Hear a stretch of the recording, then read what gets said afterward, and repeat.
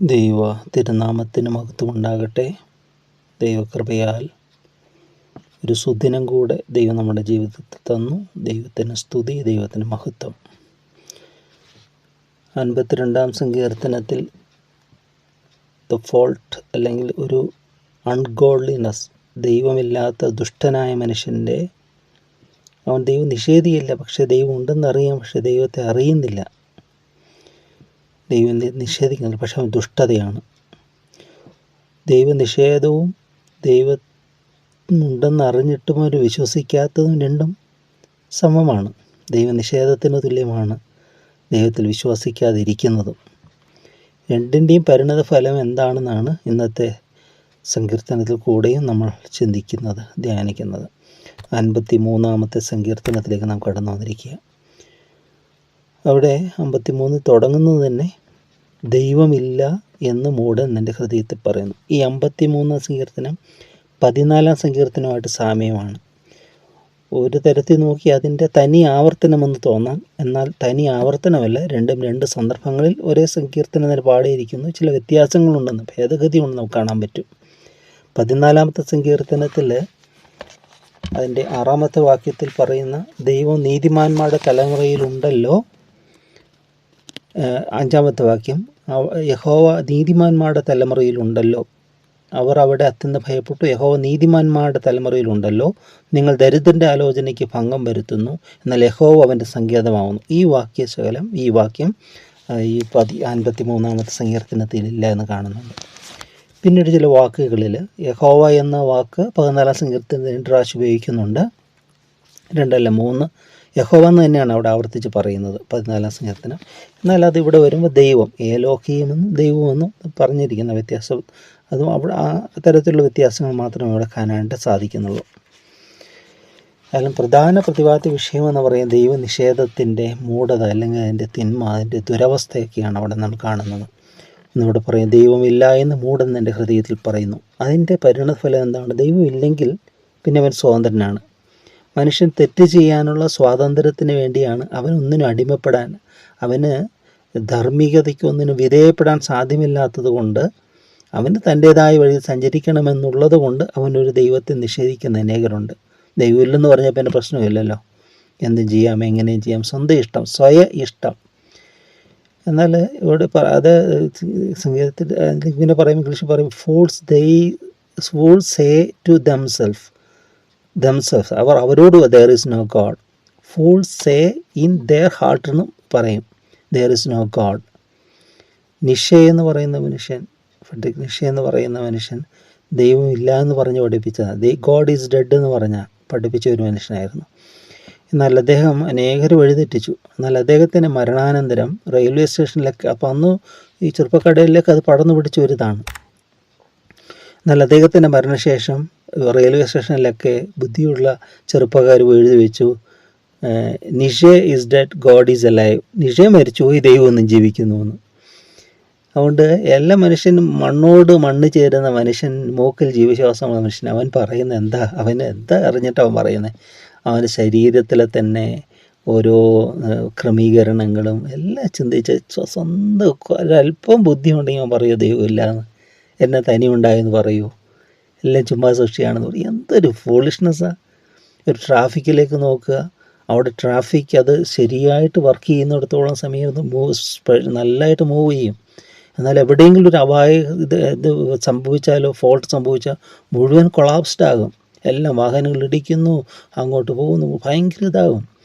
അപ്പോൾ ഈ പ്രപഞ്ചത്തെ മുഴുവൻ ക്രമീകരിക്കുന്നതിൻ്റെ താളക്രമത്തിൽ, അതിനെ ഭ്രമണപഥത്തിലെല്ലാം ഓരോന്നിനെയും അതത് സമയം അല്ലെ ക്രമീകരിച്ചിരിക്കുന്ന ദൈവത്തിൻ്റെ സവിശേഷത എത്ര!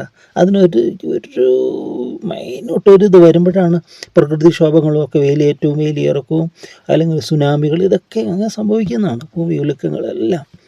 അപ്പോൾ എത്രമാത്രം മനോഹരമായിട്ട് ക്രമീകരിക്കും ദൈവത്തെ നോക്കി മഠയന്മാർ, മൂഢന്മാർ, ഇന്നിങ്ങനെയുള്ളവർ വിളിച്ച് ആദരിക്കുന്ന അനേകരുണ്ട്, ദൈവവിശ്വാസികളെന്ന് പറയുന്നവർ തന്നെ. ശരിക്കും അവരെ ആദരിക്കരുത്, അവർ ആദരവിന് യോഗ്യരല്ല. അവർ basically they are fools in their hearts and in their deeds. അവർ ഫൂൾസാണ് അവർ. ലോകപ്രകാരം ചിലപ്പോൾ ഞാനും കണ്ടെന്ന് വിചാരിക്കും, പക്ഷെ ദൈവം അവർ പറയുന്ന മൂഢന്മാരാണ് എന്ന് പറയുന്നത്. ദൈവമില്ല എന്ന് മൂടുന്നതിൻ്റെ ഹൃദയത്തിൽ പറയുന്ന വഷളന്മാരായ മ്ലേച്ഛമായ നീതികേട് പ്രവർത്തിക്കുന്ന എത്തിക്സ് ഒന്നും അവർ കാണുകയില്ല. വളരെ ഇതിലേക്ക് പോകും, അവരുടെ സ്വന്തമായ ഇതിലേക്ക്. അവർ മ്ലേച്ഛമായ നീതികേട് നന്മ ചെയ്യുന്നവനാരുമില്ല, നന്മ ചെയ്യുന്നില്ല, എല്ലാം ക്രിറ്റിസിസമാണ് അവർ. ദൈവത്തിൻ്റെ വഴികളെയൊക്കെ ക്രിറ്റിസൈസ് ചെയ്യുന്ന മാത്രമേ അവരുടെ ജോലി എന്ന് പറയുന്നത്. ഇനി അടുത്ത വാക്യം എന്താ പറയുന്നത്? എന്നാൽ ദൈവത്തെ അന്വേഷിക്കുന്ന ബുദ്ധിമാനൊന്നും ഉണ്ടോ എന്ന് കാണുമ്പോൾ ദൈവം സ്വർഗത്തു നിന്ന് മനുഷ്യപുത്രന്മാരെ നോക്കുന്നു. അപ്പോൾ ഇവിടെ പറയാം, ദൈവം നോക്കുക സ്വർഗത്തിൽ എന്തേ ബുദ്ധിമാനുണ്ട്. ആരാ ബുദ്ധിമാൻ? ദൈവത്തെ അന്വേഷിക്കുന്നത്. ഒരു ദൈവവിശ്വാസിയാണ് ഏറ്റവും ബുദ്ധിമാൻ എന്ന് പറയുന്നത്. അവനാ ബുദ്ധിയുള്ള. ദൈവത്തെ അന്വേഷിക്കുന്ന ബുദ്ധിമാനുണ്ടോ എന്ന് കാണുമ്പോൾ ദൈവം സ്വർഗത്തിൽ മനുഷ്യപുത്രന്മാരൊക്കെ നോക്കുന്നു. എല്ലാവരും പിൻവാങ്ങി ഒരുപോലെ കൊള്ളരുതാത്തവരായി തോന്നും, നന്മ ചെയ്യുന്നവനില്ല, ഒരുത്തൻ പോലുമില്ല. ആദ്യം നന്മ ചെയ്യുന്നവൻ ആരുമില്ല എന്ന് പറഞ്ഞു, പിന്നെ നന്മ ചെയ്യുന്നവനില്ല, ഒരുത്തൻ പോലുമില്ല എന്ന് പറഞ്ഞു. അപ്പോൾ ദൈവം നിഷേധമാണ്, അല്ലെങ്കിൽ പിൻവാങ്ങിപ്പോക്കാണ്. എല്ലാവരും പിൻവാങ്ങി, മറ്റ് 14 സംഘത്തിൽ എല്ലാവരും വഴിതെറ്റി എന്ന് പറയും. വഴിതെറ്റുകയും പിൻവാങ്ങും രണ്ടും രണ്ടാണ്. വഴിതെറ്റുക പോയി സഞ്ചരിച്ചു കൊണ്ടിരുന്ന പാതയിൽ വഴിതെറ്റുകയാണ്. മറ്റേത് പിൻവാങ്ങുമെന്ന് പറഞ്ഞാൽ വിഡ്രോ, അത് തിരികെ മടങ്ങിപ്പോക്കാണ്. അത് പിൻവാങ്ങി മുന്നോട്ട് സഞ്ചരിക്കുന്നില്ല. അതിൻ്റെ പ്രയാണമില്ല.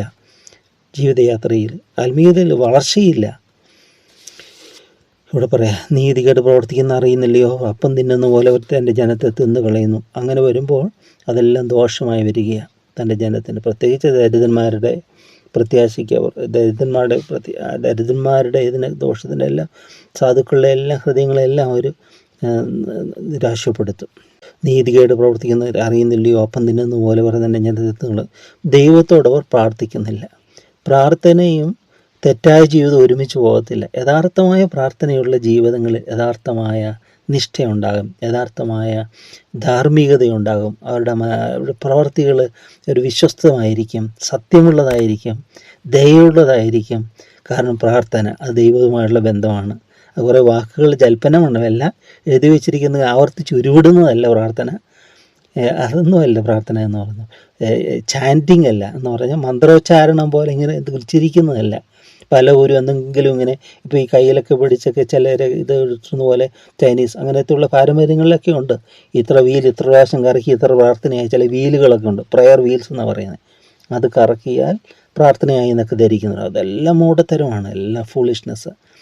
എന്നാൽ ഇന്നർ ബീയിങ്ങിൽ ദൈവത്തിൻ്റെ ആത്മാവ് വന്ന് മനുഷ്യനെ ദൈവോന്മുഖമാക്കി മാറ്റുന്നു. അപ്പോൾ നമുക്ക് ദൈവത്തോടൊരു ബന്ധം, നമുക്ക് റിലേഷൻഷിപ്പ് ബിറ്റ്വീൻ ഗോഡ് ആൻഡ് മാൻ. അങ്ങനെ വരുമ്പോൾ ഓരോന്നും നമ്മുടെ പ്രാർത്ഥനയായിട്ട് മാറും. നമ്മുടെ ഒരു ദീർഘനിശ്വാസങ്ങൾ പോലും ദൈവം പ്രാർത്ഥനയായിട്ട് അംഗീകരിക്കപ്പെടുകയാണ്. നമ്മൾ ചില വാക്കുകൾ കാണത്തില്ല അല്ലേ? ഒരു കുട്ടി അതിന് വിഷമം വരുമ്പോൾ അതിന് വൊക്കാബുലറി ഒന്നും അറിയത്തില്ല. ഒരു കുഞ്ഞ്, ഒരു നവജാത ശിശു. എന്നാൽ അത് കരയുന്നത് എന്താണ് നമ്മൾ കണ്ടെത്തുകയാണ്. അതിൻ്റെ വേദന എന്താണ് കണ്ടെത്തുകയാണ്. അതിൻ്റെ ആവശ്യം, നീഡ് എന്താണ് കണ്ടെത്തുകയാണ്. അങ്ങനെയാണെങ്കിൽ സർവശക്തനായ ദൈവം എത്രമാത്രം നമ്മുടെ നിശ്വസനങ്ങൾ പോലും, നമ്മുടെ ദീർഘശ്വാസങ്ങൾ പോലും, നമ്മുടെ നെടുവീർപ്പുകൾ പോലും എല്ലാം ദൈവം ദൂരത്ത് നിന്ന് ഗ്രഹിക്കുന്ന ദൈവമാണ്. ദൈവം അറിയുന്നു എന്നാണ് പറയുന്നത്. ഇപ്പോൾ പ്രാർത്ഥന എന്ന് പറയുന്നത് കമ്മ്യൂണിക്കേഷൻ ബിറ്റ്വീൻ ഗോഡ് ആൻഡ് മാൻ. അതിന് ആ ഒരു ആത്മബന്ധവും സ്നേഹബന്ധവും ദൈവത്തിൻ്റെ ആത്മാവുമൊക്കെയാണ്. ഉച്ചരിച്ചു കൂടാത്ത ഞരക്കങ്ങളാൽ ആത്മാവ് നമുക്ക് വേണ്ടി പക്ഷപാതം ചെയ്യുന്നു എന്ന് റോമലേഖനം 8-ാം അധ്യായത്തിൽ പറയുന്നു. ഉച്ചരിച്ചു കൂടാത്ത ഞരക്കങ്ങൾ നമുക്ക് വേണ്ടി പക്ഷപാതം ചെയ്യുന്നു. വാക്കുകളൊന്നും കാണത്തില്ല, പക്ഷെ നമ്മുടെ ഹൃദയത്തിലെ ആഗ്രഹങ്ങൾ ദൈവം അറിഞ്ഞ്, വിഷമങ്ങളെ അറിഞ്ഞ്, വേദനകളെ അറിഞ്ഞ് ആശ്വസിപ്പിക്കുന്ന ദൈവം. മുമ്പോട്ടോടെ പറയുകയാണ്, ദൈവത്തോട് പ്രാർത്ഥിക്കുന്നില്ല. ഭയമില്ലാതിരുന്നിടത്ത് അവർക്ക് മഹാഭയമുണ്ടായി. നിന്നെ നേരെ പാളയമിറങ്ങിയവരുടെ അസ്ഥികളെ ദൈവം ചിതറിച്ചുവല്ലോ. ദൈവം അവരെ തള്ളിക്കൊള്ളഞ്ഞുകൊണ്ട് നീ അവരെ ലജ്ജിപ്പിച്ചു. ഇവിടെ പറയുക, ദൈവമില്ലെങ്കിൽ ഒരു ഭയം അവർ വന്ന് മൂടും.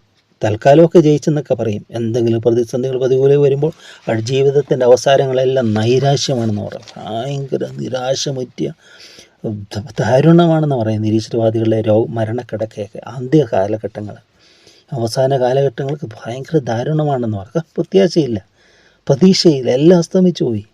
എല്ലാം മണ്ണോട് മണ്ണ് ചേരുന്നതായിരുന്നു അവരുടെ എല്ലാ ഇതും. എന്നാൽ അതിനപ്പുറത്തേക്കൊരു ജീവിതം ഉണ്ടെന്ന് അപ്പോഴാണ് അവർ കാണുന്നത്. പക്ഷേ സമയം പോയിരിക്കാം. ഈ യുക്തിദേവതയുടെ മഹാപുരോഹിതൻ എന്നൊക്കെ വിശേഷിപ്പിച്ചിരുന്ന ഫ്രഞ്ച് ജനത മനസ്സിൽ പറഞ്ഞുകൊണ്ടിരുന്ന റോസ്പെറി തന്നെ പറഞ്ഞിട്ടുണ്ട്, ഫ്രഞ്ച് വിപ്ലവത്തിൻ്റെ അതായത് ഫ്രഞ്ച് റിപ്പബ്ലിക്കിൻ്റെ ഫ്രഞ്ച് അടിസ്ഥാനം എന്ന് പറയുന്നത് സ്വാതന്ത്ര്യം, സത്യം, സദാചാരം എന്ന് പറയുന്നതാണ്.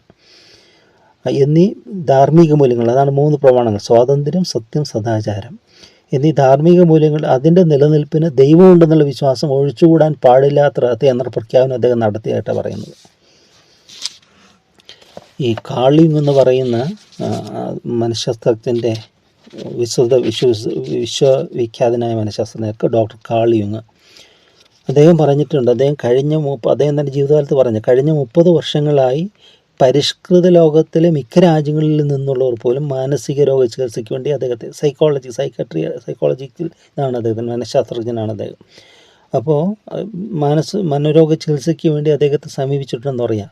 അതിൽ ബഹുശതം രോഗികളെ ഞാൻ ചികിത്സിച്ചിട്ടുണ്ട്. അവർ 35 വയസ്സിന് മീതെ പ്രായമുള്ള എല്ലാവരും സജീവ ഭക്തജനങ്ങൾക്ക് എക്കാലത്തും പ്രദാനം ചെയ്യുന്ന ഏതോ ഒന്ന് നഷ്ടപ്പെടുത്തിയവരായിരുന്നു. ദൈവാശ്രയവും ആത്മീയ ദർശനവും വീണ്ടെടുക്കുന്നതുവരെ അവരിൽ ആർക്കും സൗഖ്യം ലഭിച്ചില്ലെന്നും ഉള്ളത് പരമാർത്ഥമാണെന്ന് പറയാം അദ്ദേഹം.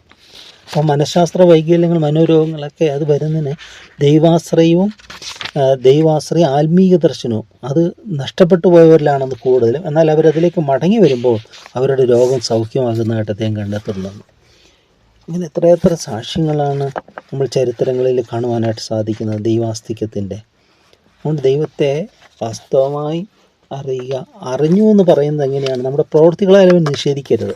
ദൈവത്തെ അറിയാമെന്ന് പറയും, പക്ഷേ പ്രവൃത്തി കാണുമ്പോൾ അതുകൊണ്ട് നമ്മുടെ ദൈവമുണ്ട് നമ്മൾ വിശ്വസിക്കുന്ന പ്രവൃത്തികൾ അത് വെളിപ്പെടണം. ആത്മഫലങ്ങൾ നമ്മൾ ഉരുത്തിരിയണം. ദൈവസ്നേഹം നമ്മളിൽ നിന്ന് വരണം. അതാണ് ബുദ്ധിയുടെ ഏറ്റവും ശ്രേഷ്ഠത. അതാണ് ജ്ഞാനം എന്ന് പറയുന്നത്. എന്താ യഥാർത്ഥ ജ്ഞാനം? ദൈവജ്ഞാനമായ ക്രിസ്തു. ദൈവമാണ് ജ്ഞാനം. ആ ദൈവജ്ഞാനത്തിൻ്റെ പൂർത്തീകരണമായ യേശു ക്രിസ്തു എന്ന് പറയുന്നത്. അപ്പോൾ ക്രിസ്തു ഉള്ളവൻ അവനാണ് ജ്ഞാനി എന്ന് പറയുന്നത്. അവൻ ചിലപ്പോൾ ലോകത്തരുതനായിരിക്കാം, പക്ഷേ അവൻ ജ്ഞാനിയാണ്. അവൻ വലിയൊരു ഫാക്ടറിയിൽ, ഈ സോപ്പ് നിർമ്മിച്ചു കൊണ്ടിരുന്ന ഫാക്ടറിയിൽ, അവിടെ ഈ സോപ്പ് പാക്ക് ചെയ്ത് കഴിയുമ്പോഴത്തേക്ക് അവിടെ ഈ അയക്കുന്നതിലൊക്കെ ചില പാക്കറ്റിനകത്ത് സോപ്പില്ല, കവറ് മാത്രമേ ഉള്ളൂ. അപ്പോൾ ഇതെങ്ങനെ ഈ പ്രശ്നം, അപ്പോൾ പലയിടത്തുനിന്നും അങ്ങനെ കംപ്ലയിൻറ്റ്സ് വന്നപ്പോൾ ഇതെങ്ങനെ പരിഹരിക്കാമെന്ന് ചിന്തിച്ചു. അങ്ങനെ വലിയ ഇതൊക്കെ അവർ ആലോചിച്ചുകൊണ്ടിരിക്കുക, എങ്ങനെ ഇത് പരിഹരിക്കാം ഈ സോപ്പ് വരുന്നത്. അപ്പോൾ അവിടെ ദിനം പ്രതി ചായ കൊണ്ടുവരുന്ന ഒരു ചെറിയൊരു സാധുവായ മനുഷ്യനുണ്ടായിരുന്നു പറയുന്നത്. അദ്ദേഹം വിജ്ഞാനിയായ ഒരു ലോകപ്രകാരം അദ്ദേഹം ഭക്തനായ ഒരു മനുഷ്യനായിരുന്നു. അദ്ദേഹം അവിടെ ഒരു സൊല്യൂഷൻ പറഞ്ഞു കൊടുത്തെന്ന് പറയുന്നത്. അവർ പല കാര്യങ്ങളിൽ അദ്ദേഹം പറഞ്ഞു, ഒരു ഫാൻ അവിടെ വെച്ചാൽ പോരെ, ഈ ഫൈനൽ പ്രൊഡക്റ്റ് വന്ന് വീഴുന്ന സ്ഥലത്ത് ഒരു ഫാൻ വെച്ചാൽ കാലി കവറാണെങ്കിൽ, എംറ്റിയായ കവറാണെങ്കിൽ അത് പറന്നു പോയിക്കൊള്ളും. അതിനകത്ത് സോപ്പ് ഉണ്ടെങ്കിൽ അത് അതിനകത്ത് താഴത്തേക്ക് വീഴും, പറക്കുകയില്ല. ആ മനുഷ്യൻ്റെ ബുദ്ധി അവർക്കത് ആലോചനയായിട്ട് മാറുകയാണ്. അതുകൊണ്ട് ജ്ഞാനികളെന്ന് പറഞ്ഞാൽ ഈ ഒരു കെട്ടിടത്തിൻ്റെ മുകളിൽ തട്ടുന്ന ഒരു ലോറി ഇങ്ങനെ കടന്നു, അപ്പോൾ ഒരു കെട്ടിടത്തിൻ്റെ മുകളിൽ കൂടെ പോകണോ, അടിയിൽ കൂടെ ഒരു എൻട്രൻസ് കൂടെ, പക്ഷെ മുകളിൽ തട്ടുക. അനേകർ ചിന്തിച്ച് എന്ത് ചെയ്യണം, ആർക്കും പറ്റുന്നില്ല. അപ്പോൾ ഒരു മനുഷ്യൻ ചിന്തത്തിൽ എത്ര അടി നോക്കിയിട്ട് ആ മനുഷ്യൻ പറഞ്ഞു, ഇച്ചിരി കാറ്റൊന്ന് അഴിച്ചു വിട്ടാൽ പോരെ, ലോറി അതിൽ കൂടെ സാധാരണമായിട്ട് പോകും എന്ന് പറഞ്ഞു. ഒരു ഇതിൻ്റെ മാനുഫാക്ചറിങ് കമ്പനിയിൽ നിന്ന് തന്നെയാണ് അത് പുറത്തേക്ക് വരുന്ന സമയം. അപ്പോൾ അവർ അതിൻ്റെ കാറ്റ് അഴിച്ചു വിട്ടിട്ട് പിന്നെ അത് പുറത്ത് വന്നിട്ട് കാറ്റ് നിറച്ചു എന്ന് പറയുന്നത്. അതുകൊണ്ട് സിമ്പിൾ തിങ്സ് ആയിരിക്കാം, പക്ഷേ വലിയ കാര്യങ്ങൾ. ജ്ഞാനമെന്ന് പറയും ദൈവം നമുക്ക് ദാനമായി തരുന്നതാണ്. ലോകത്തിൻ്റെ ജ്ഞാനം ദൈവം പോഷത്വമാക്കി എന്ന് പറയാം, അതൊന്നും വിജയിക്കുകയില്ല. ദൈവജ്ഞാനമാണ്, ദൈവം തരുന്ന ജ്ഞാനമാണ് നമ്മുടെ ജീവിതത്തിൽ വിജയത്തിനും അനുഗ്രഹത്തിനും കാരണമായി തീരുന്നത്. അതുകൊണ്ട് നമുക്ക് ഈ ജ്ഞാനത്തിൻ്റെ മാർഗം സ്വീകരിക്കാം.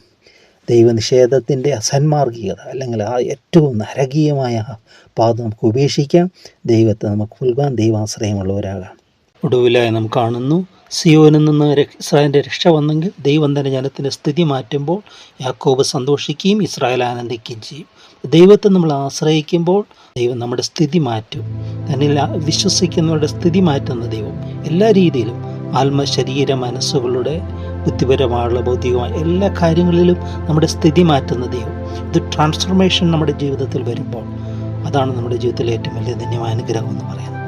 അപ്രകാരം ബുദ്ധിമാന്മാരായിരിക്കാൻ നമ്മെ തന്നെ നമുക്ക് ദൈവങ്ങൾ സമർപ്പിക്കാം.